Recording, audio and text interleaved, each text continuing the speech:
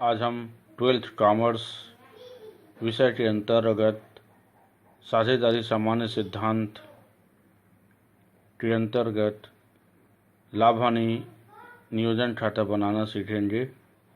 अभी तक जितना भी सवाल बना चुके हैं वे सभी साझेदारी सलेट के नियमों का पालन करते हुए सवाल बनाया गया था। आज हम साझेदारी सलेट के अभाव में लागू होने वाले नियमों के अंतर्गत सब प्रश्नों का हल करेंगे।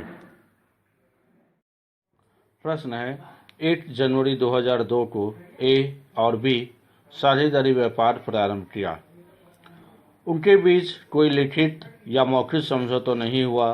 उन्होंने क्रमशः 40,000 रुपये तथा 10,000 रुपये पूंजी लगाए।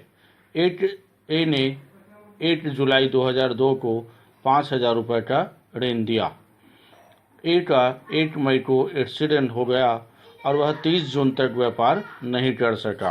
31 दिसंबर 2002 को समाप्त होने वाले वर्ष का लाभ 16,800 रुपये हुआ। ए दावा करता है कि पहला, उसे पूंजी और ऋण पर 10% ब्याज दिया जाना चाहिए और दूसरा, लाभ का वितरण पूंजी के अनुपात में होना चाहिए। बी दावा करता है कि पूंजी और ऋण पर 6% ब्याज दिया जाना चाहिए, लाभ का वितरण समान अनुपात में होना चाहिए तथा तीसरा, उसे ए की अनुपस्थिति की अवधि का 200 रुपये प्रति माह से वेतन मिलना चाहिए। कानून के अनुसार लाभ हानि नियोजन खाता बनाकर उनके बीच हुए समस्याओं का हल ज्ञात कीजिए। प्रश्न हल करने से पूर्व भैया बहनों से थोड़ा चर्चा करते हैं।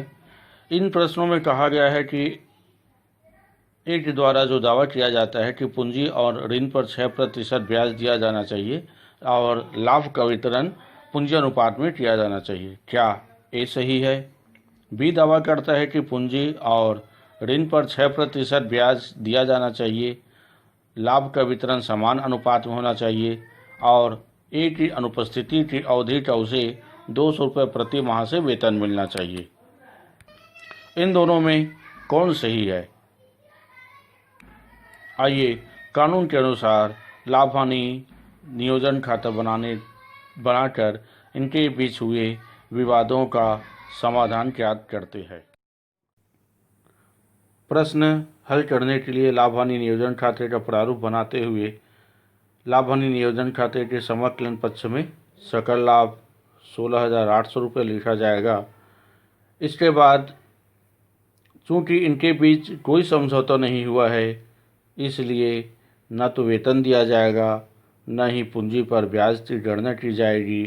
सिर्फ जो साझेदार फर्म को ऋण के रूप में जो 5,000 रुपये अतिरिक्त दिए हुए हैं इस अतिरिक्त पूंजी पर 6% प्रति वर्ष की दर से उसे 6 माह का ब्याज दिया जाएगा।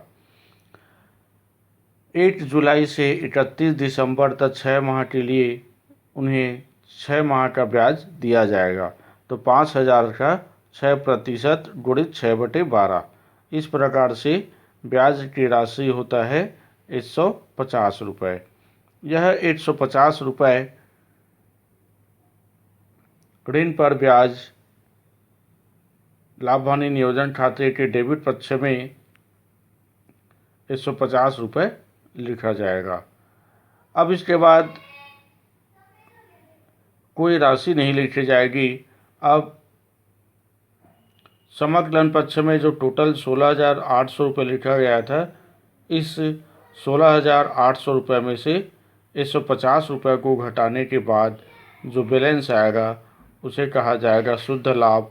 यह शुद्ध लाभ 16,650 रुपये को आपस में, चूँकि साझेदारों के बीच कोई समझौता नहीं हुआ है इसलिए 1932 के नियमों का पालन करते हुए 16,650 रुपये को दोनों साझेदारों के बीच बराबर बराबर बांट दिया जाएगा। अतः प्रत्येक साझेदारों के हिस्से में 8,325 रुपये और बी के हिस्से में भी 8,325 रुपये प्राप्त हो जाएगा। प्रश्न हल कर लेने के बाद चूंकि साझेदारों के बीच में कोई लिखित या मौखिक समझौता नहीं हुआ था, इसलिए भारतीय साझेदारी अधिनियम 1932 के नियमों के अनुसार उनके बीच समस्याओं का हल निकाला जाएगा। तो पहला आता है साझेदारी संलेख के अभाव में लागू होने वाले नियमों में पहला, पूंजी पर ब्याज नहीं दिया जाएगा। किसी भी साझेदार को वेतन या कमीशन नहीं मिलेगा। तीसरा, ऋण पर ब्याज 6% वार्षिक की दर से दिया जाएगा। लाभ हानि का विभाजन समान अनुपात में होगा। पांचवा, आहरण पर ब्याज किसी भी साझेदारों से नहीं लिया जाएगा। इस प्रकार से यह प्रश्न हल होता है। अगला प्रश्न, 1 अप्रैल 2006 को आकृति एवं बिंदु वस्त्र निर्माण के व्यवसाय में साझेदारी करती है, परंतु कोई भी लिखित समझौता नहीं है। उन्होंने क्रमशः 5 लाख रुपए तथा 3 लाख रुपए की पूंजी लगाई और 1 अक्टूबर 2006 को फर्म में 20,000 रुपये ऋण के रूप में दिए, जिस पर ब्याज के लिए कोई लिखित समझौता नहीं हुआ। 31 मार्च 2007 को वर्ष की समाप्ति पर फर्म का लाभ 43,000 रुपये हुआ। दोनों साझेदार लाभ के बंटवारे के आधार ब्याज के सवाल पर सहमत नहीं हो सके। आपसे अपेक्षा की जाती है कि आप दोनों के बीच लाभ के बंटवारे का समाधान निकालें तथा अपने समाधान निकालने के पक्ष के लिए उचित तर्क प्रस्तुत करें। भैया बहनों से अपेक्षा की जाती है कि इन प्रश्नों को बनाने की कोशिश करना है।